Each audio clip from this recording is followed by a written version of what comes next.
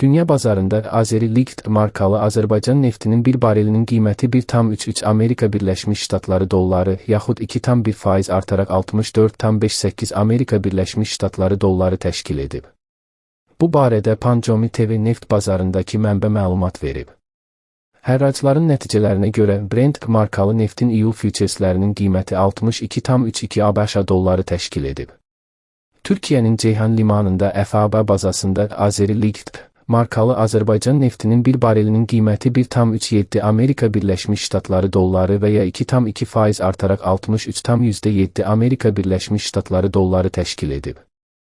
Azərbaycanın bu ilki dövlət büdcəsində bir barel neftin orta qiyməti 70 ABŞ dollarından hesablanıb. Xatırladaq ki, Azeri Liqt neftinin ən aşağı qiyməti 2020-ci il aprelin 21-də 15,81 ABŞ dolları, maksimal qiyməti isə 2008-ci ilin iyulunda 149,66 ABŞ dolları qeydə alınıb. Azərbaycanda neft əsasən Azəri-Çıraq günəşli yataqlar blokunun işlənməsi haqqında müqavilə çərçivəsində hasil edilir. Müqavilədə Azərbaycan Dövlət Neft Şirkətinin SOCAR payı 31,65%-dir.